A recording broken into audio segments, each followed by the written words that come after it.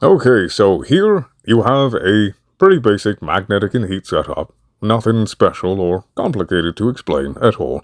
The one thing I will say though is this works a lot better if you have some kind of viral from your pet or whatever, if you're a Nourish Hamfister or you have Epitaph or some kind of secondary primer. I recommend that.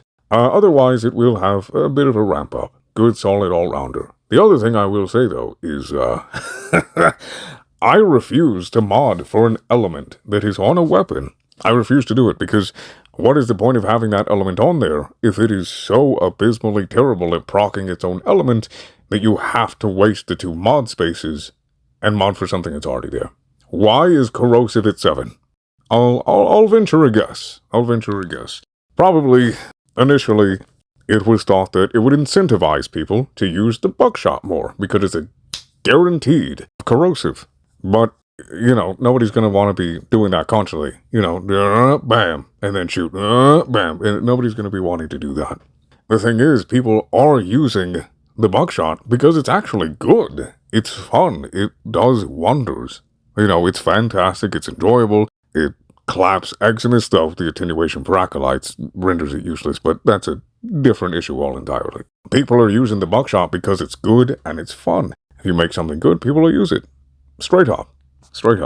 So, the corrosive, essentially, it might as well not even be there for the primary fire because it takes forever to actually proc. So, I'm hoping that they do change it and bump it up by 23 points and make the corrosive damage 30, right? 30, because then it'll actually proc and people are still going to use the buckshot because it's still fun, it's still good. I'm really hoping and praying that they bump up the corrosive because golly.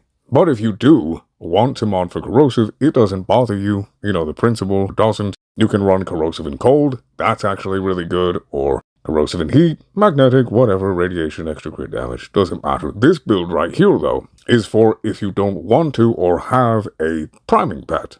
Then, there you go.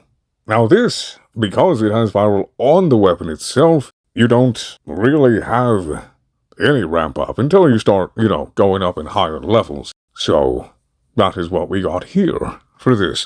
Again, nothing to really explain, just straightforward. Now, with what I said previously, it will still proc corrosive eventually, but you're really not gonna see any more than maybe 3, 2 or 3 corrosive procs before the enemy is just ripped to shreds anyway. And that low, it doesn't really do anything. However, I do have another build that will actually get you more corrosive procs without having to mod for the corrosive.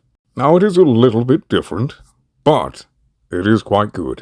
And that is Primary Crux. Here, you can take a look at the Primary Crux. It gives you 300% status chance and essentially doubles the size of your magazine, kind of in a pseudo way, once you max it out, which is incredibly easy to do and keep.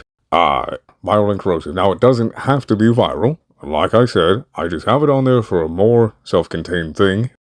The thing about Primary Crux, though, you have to have some kind of base damage if you're not running a Deadhead. So, you can either get that, or Merciless, you can either get that from Serration, or you can get that from, I think it was Arcane Rage? That gives you 180 bonus base damage. As long as you're getting some kind of base damage, you'll be doing alright.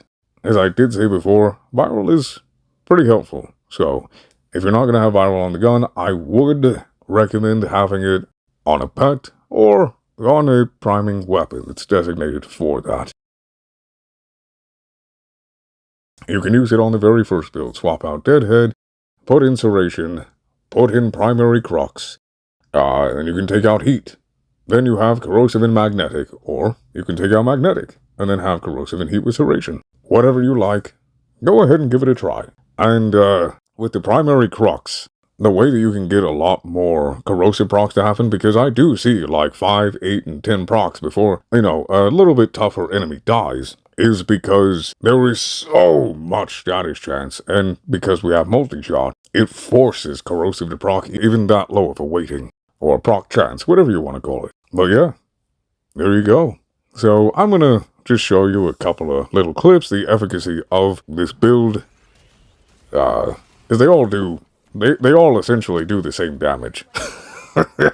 It's just the magnetic and heat build that's a little bit slower to start because, it'll have outside viral priming. But they all essentially do the same damage. I'm going to go ahead and show you the clips.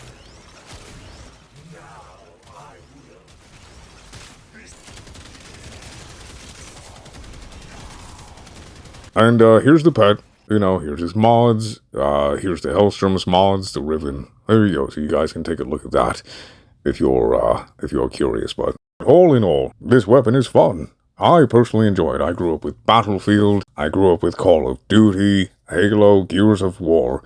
So having a weapon that's more grounded in modern combat is kind of like a mini nostalgia trip for me. And it's, I don't know, it feels kind of like my bread and butter.